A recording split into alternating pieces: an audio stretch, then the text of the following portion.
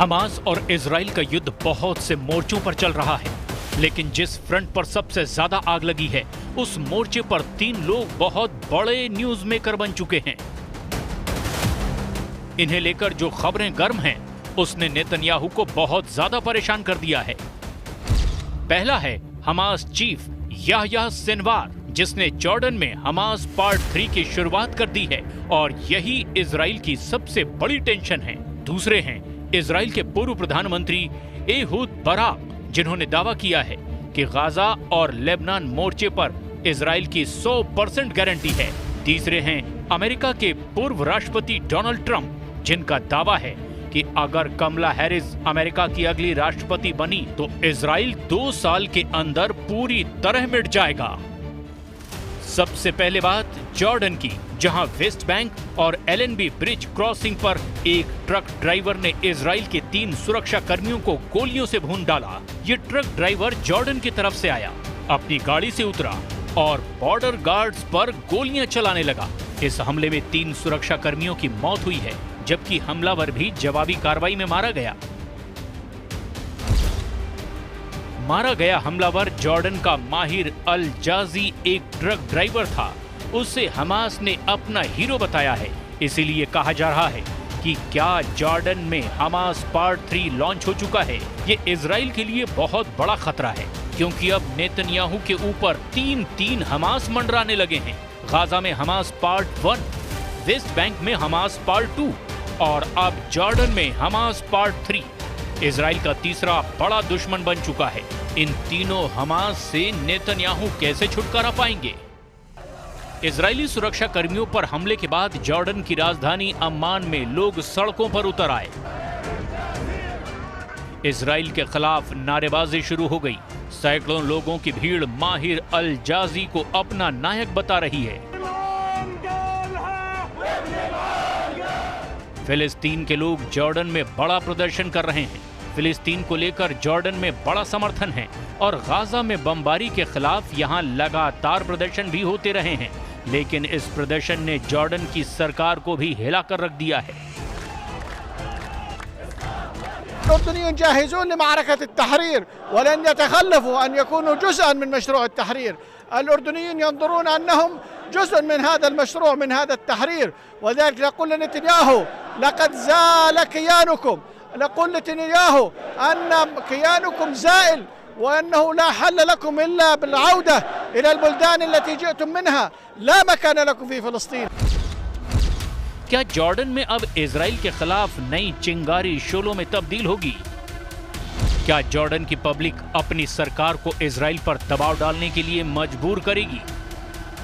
क्या ये प्रदर्शन साबित करता है कि अब हमास का ऑपरेशन अब जॉर्डन से भी शुरू हो जाएगा? هذه العملية تؤكد أن هذه المعركة ليست معركة الفلسطينيين وحدهم، هذه معركة الأمة ومعركة الأردنيين، والتهديد لغزة وللضفة هو تهديد للأردن. وكما قال وزير الخارجية إنها إعلان حرب، فإن كانت إعلان حرب فماذا نحن فاعلون؟ أين التجنيد الإجباري؟ वेस्ट बैंक और जॉर्डन के बॉर्डर पर हुए हमले के बाद अम्मान और बाकी इलाकों में इजराइल के झंडे जलाए जा रहे हैं। लोग मिठाइयां बांट रहे हैं। ये साफ साफ नेतन्याहू को मैसेज है कि उनके खिलाफ अब जॉर्डन में एक नया मोर्चा खुल चुका है, जिसे हमास पार्ट 3 कहा जा रहा है। अब तीसरे मोर्चे पर ऐसे हमलों को रोकना उनके लिए आसान नहीं होगा। ये बात नेतन्याहू से ज्यादा बाइडेन के लिए बहुत बड़े तनाव की वजह बन सकती है। फिलहाल पश्चिम एशिया की मीडिया में इजराइल के पूर्व प्रधानमंत्री एहूद बराक के एक बयान से बहुत ज्यादा चर्चा है। इजराइल के हयोम अखबार को दिए इंटरव्यू में नेतन्याहू को लेकर के एहूद बराक ने बहुत सख्त बात कह दी है। एहूद बराक ने कहा है कि सच बहुत कड़वा है।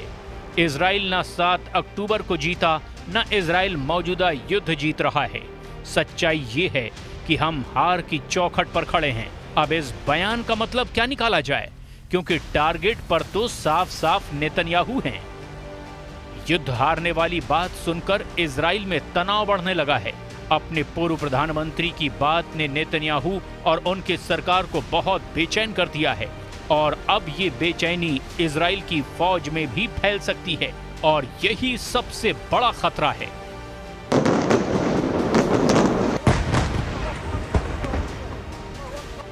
इसीलिए रक्षा मंत्री योव गैलेंट को गाजा के मोर्चे पर जाकर बताना पड़ा कि ऑल इज वेल, इजराइल युद्ध हारने नहीं जा रहा। योव गैलेंट बार बार इजराइल के मोर्चे पर जाते हैं, लेकिन इस बार उनका सैनिकों के बीच पहुंचना बहुत जरूरी हो गया है, क्योंकि एहुद बराक ने इजराइल में खतरे की घंटी बजा दी है। אנחנו בעזה צריכים להשיג את שתי המטרות שלנו, גם לחסל את החמאס וגם להחזיר את החטופים, ואנחנו על העניין הזה בכל הכוח. במקביל לנושא הזה, אנחנו מסתכלים על כל הזירה, וזה אומר שבזמן שאתם נלחמים כאן בעזה, אנחנו נערכים גם לכל דבר שיכול לקרות בצפון.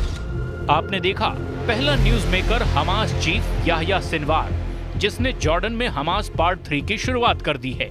आपने दूसरे न्यूज मेकर को देखा, इजराइल के पूर्व प्रधानमंत्री एहुद बराक, जिन्होंने दावा किया है कि गाजा और लेबनान मोर्चे पर इजराइल की 100% गारंटी है।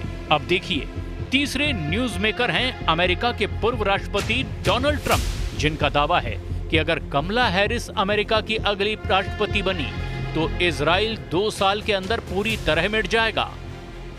इजराइल के मिटने और खत्म होने की चेतावनी दे रहे हैं Donald Trump. If Kamala Harris wins, terrorist armies will wage an unceasing war to drive Jews out of the Holy Land, and you know it.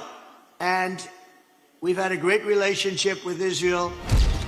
वहीं दूसरी तरफ अमेरिका के सेंट्रल कमांड के जनरल माइकल कुरिल्ला ने Israel की military leadership से मुलाकात की है। इस दौरान जनरल कुरिल्ला को बताया गया कि गाजा से लेकर वेस्ट बैंक में ऐसे ऑपरेशन चलाए जा रहे हैं और साथ ही साथ ईरान के खतरे को लेकर भी बहुत सी बातें की गई है, क्योंकि ईरान ने अब तक हमास चीफ इस्माइल हानिया के मर्डर का बदला नहीं लिया है। ये मीटिंग साफ साफ बता रही है कि तेहरान को लेकर तेल अवीव में बहुत बड़े फैसले लिए गए हैं। इस वक्त इजराइल और अमेरिका की ऐसी मीटिंग को लेकर सबसे ज्यादा अलर्ट ईरान है।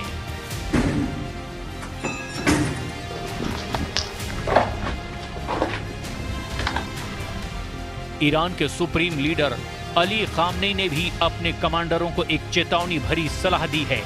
खामनेई ने कहा है कि दुश्मनों पर कभी यकीन नहीं करना, चाहे समझौते को लेकर कितनी भी बातें क्यों ना की जाए।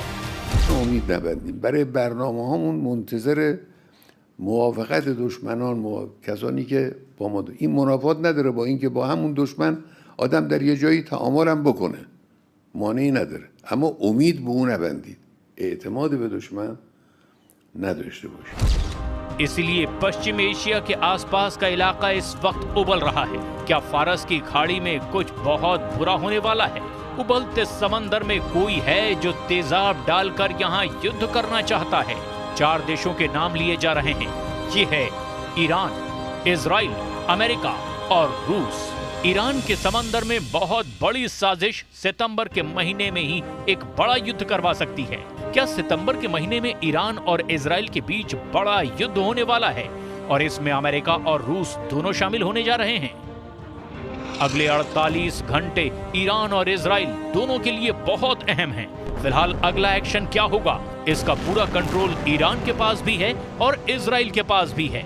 इजराइल में अमेरिकी जनरल कुरिल्ला का दौरा बताता है कि अमेरिका इस वक्त इजराइल को लेकर कोई बड़ा फैसला कर सकता है और इस फैसले के टारगेट पर हमास नहीं बल्कि ईरान होगा।